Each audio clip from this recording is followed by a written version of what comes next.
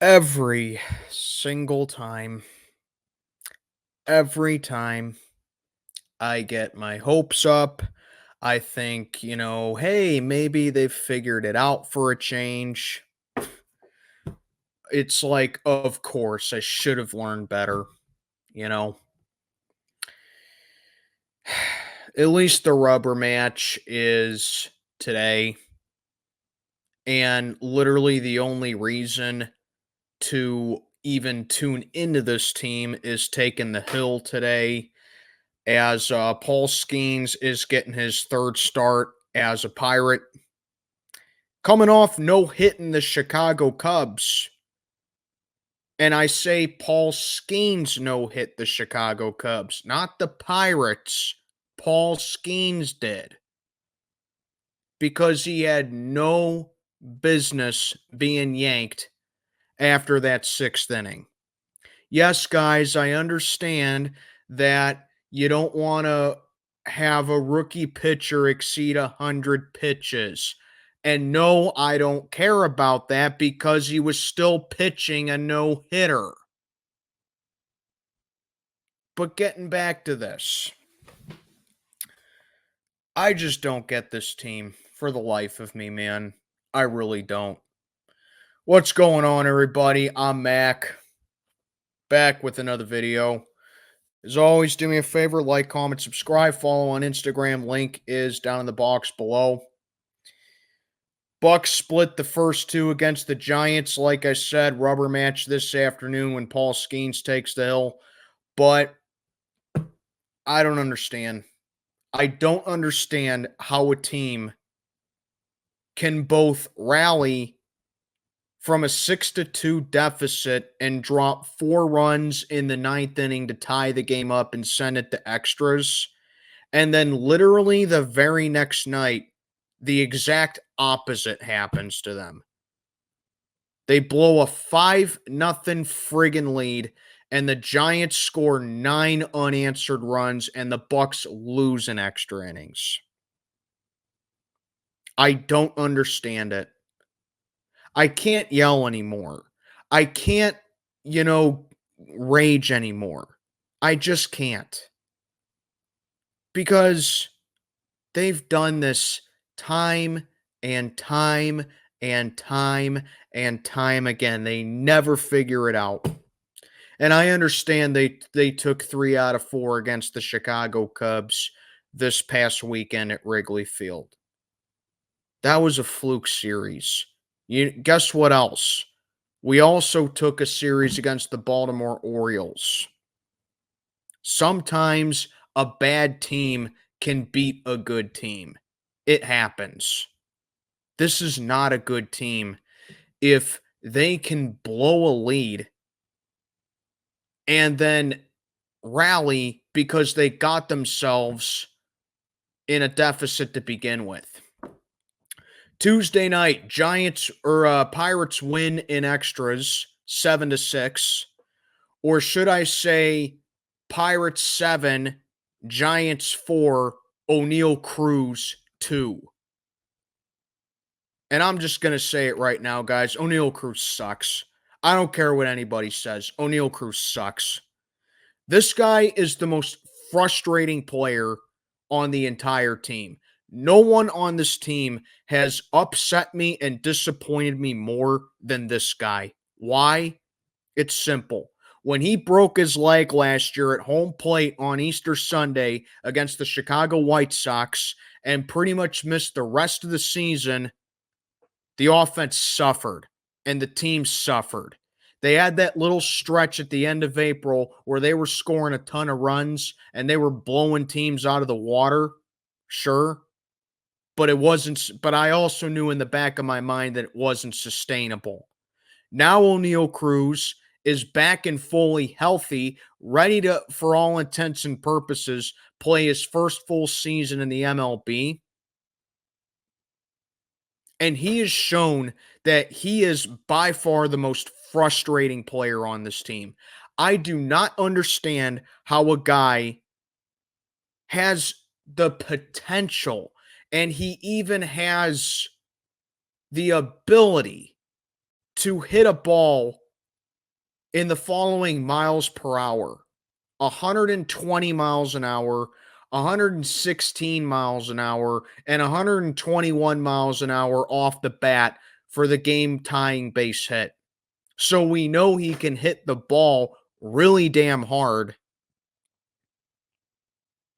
but he strikes out a million times to pretty much offset that, and his fielding is sloppy as well. I mean, for God's sake, the reason that I say that O'Neal Cruz should should have two in that box score for Tuesday is because he cost the Pirates 2 runs. Routine pop fly, shallow in a shallow left field, deep shortstop. O'Neal Cruz trying to make a play on it. He gets blinded by the sun because he can't see it, and the ball pops out of his mitt, allows 2 runners to score. Hey, Cruz, here's an idea. How about you wear some sunglasses? Oh, it's a sunny day. Oh, the sun's rays are um glazing right past where my position is. How about I just stare into the sun like it's a pretty solar eclipse or a lunar eclipse that happened almost 2 months ago? Do you think maybe you should wear sunglasses? Maybe. And Cruz had another error Wednesday night. Granted, it didn't really hurt the Pirates because it was a non factor, even though the Giants did score 9 unanswered runs. But it just stands to reason. This guy has so much mental mistakes with him. And you can't even use the injury excuse with him anymore because if he's on the field, he's healthy enough to play. How about also on Tuesday night, where he hesitated throwing to home in the top of the 8th inning? He could have gotten that runner out. He could have gotten him out. But no, he has the ball, routine play, and he could have made that throw to home. That throw would have been, we know how fast this guy can throw the ball. He throws peas to first base like it's nothing at all. And he pauses, hesitates throwing to home, and instead just throws to first base. I can't with this guy anymore. I really can't. Tried to be patient with him, tried to give him the benefit of the doubt. I can't. Seeing mental mistakes like that offsets it with me. O'Neal Cruz sucks. And yes, he's a bust.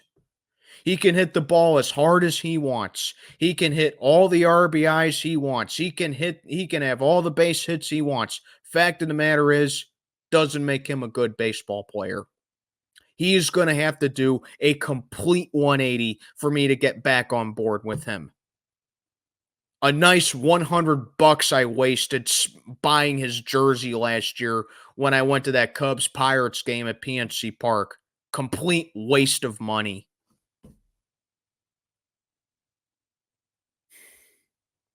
Fact of the matter is, that was an impressive comeback win Tuesday night. Pirates shouldn't even have had to come back to win that game. They shouldn't have. Because here was the rally. Ji-hwan Bae finally gets called up because he was swinging a hot bat. And, of course, our clueless manager who doesn't know jack squat about baseball decides to put him 9th in the lineup. Yeah, our guy who was one of our best hitters last year, he was raking it down in the farm, in rehab. He could probably give a spark to the offense. I'm just going to put him at the bottom of the order. Seriously, that's where you're going to put him, Derek? Now, thankfully, Ji-hwan Bae did come through with an RBI. And then, of course, there was a drop double play ball that should have ended the rally for us. Then there was a fielder's choice, and Nick Gonzalez continues to be a great story for us this year as he continues to hit the ball well. had the walk-off RBI that scored Michael A. Taylor to win at 7-6. It was an impressive comeback, I'll say that. Fact of the matter is, Pirates shouldn't have even been in that situation because of O'Neal Cruz's error and because the pitching only shows up when it wants to. And then came yesterday. I don't even know where to begin. I guess you can say Andrew McCutchen got a bases-loaded hit because he got hit with a pitch with the bases loaded to open up the scoring for the Bucks to make it 1-0. Brian Reynolds swats a grand slam to make it 5-0 Bucks. And that was all the scoring the Pirates did. Why? Because the offense gets all their production off one swing of the bat more often than not with this team. Remember that Angels series? That 4-1 win over the Angels? Our only offense, Edward Olivares, grand slam. Pretty much our only offense Wednesday night, Brian Reynolds, grand slam. Can you guys score in any other way except for just one swing of the bat that accounts for all of your run production for the night? It's really tiresome to hear about it. It's really tiresome to see it. It really is. Then the real fun began. Now, I'm not going to get on Jared Jones, okay? Jared Jones, I think he pitched well enough until he started to run out of gas. And there was probably a little bit of a red flag warning sign as he gave up that run in the 5th inning. I'm not going to get him on. I'm not going to get on him about it. I think he pitched well enough to win. Who did not pitch well at all is Aroldis Chapman, who is completely washed up, who needs to call it a career, who can't find the zone because he still thinks that the calendar year is 2015, where he can still gun it 100 miles an hour like it's nothing at all, and he's unhittable. I got news for you, pal. You're washed up. You're past your prime. You're in your twilight. You're done. And he walks 3 straight batters in the 8th inning that allowed the Giants to cut the deficit to 5-4.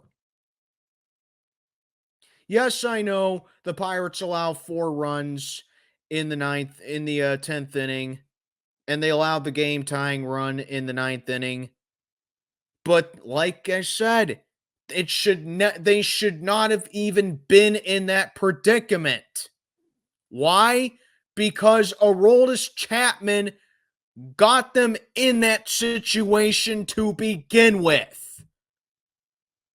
Thank the Lord for Colin Holderman that he did his absolute best that he could when he came on the mound and ended the threat for the Giants. But Aroldis Chapman, I am pinning Wednesday night solely on him.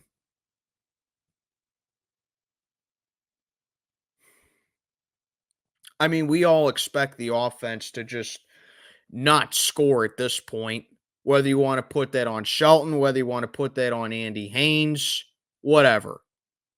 The fact is, I'm not surprised the offense only got their production based off of one swing of the bat yet again. Aroldis Chapman absolutely sucks. God almighty, was I wrong about pumping him up when he first came over here. So now all you Pirate fans who said stuff like, oh, well, Aroldis Chapman's old. Oh, Aroldis Chapman's washed up. Oh, Aroldis Chapman, just needs to call it a career. Oh, Mac, you're just being overly hyped. Hey, you know what? You were right. I was wrong. Are you fucking happy about it?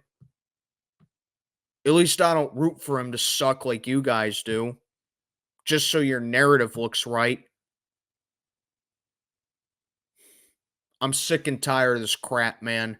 I really am. Because let me tell you guys something. It's a 12:35 first pitch today at PNC Park for the rubber match between the Giants and the Pirates. Paul Skeens taking the hill. if the Pirates lose this game, because in Paul Skeens' first couple of starts with the Bucks, the offense has actually done really well when Paul Skeens was on the hill. The offense did really well. They spotted him 6 runs in his debut against the Chicago Cubs a couple weeks ago. And then last Friday, the offense was clicking on all cylinders for him. I think the Bucks got 9 runs. I think the Bucks, yeah, they got 9 runs on Friday when Paul Skeens took the hill. So this offense is scoring 15 runs a game, or is scoring 15 runs, basically 7, 8 runs a game for Paul Skeens. If you lose this game today, there is going to be some serious consideration about who you truly are for your number one prospect and your number one missing puzzle piece for this entire rebuild. Because that's what Paul Skeens is supposed to be. No doubt about Paul Skeens that he can perform. No doubt about that. He pitched a no-hitter against the Chicago Cubs. Basically, I'm calling that a no-hitter. I am. In all the innings he pitched, he did not give up a single base hit, and he was perfect through 5. He was perfect through 5 innings, and he struck out the first 7 Cubs, ended up with 11 strikeouts. I'm calling that a no-hitter. Don't like it? Too bad. If you drop this game today to the Giants, oh my God. If you think I'm upset right now, wait till you see how I am when you drop this game. Absolutely pathetic loss Wednesday night. And Tuesday should not have even been a comeback if it wasn't for that overrated, overpraised, overhyped shortstop of ours in O'Neal Cruz. And that's all I got for this video. Let me know what you think down in the comments below. I'm Mac, checking on out for the day.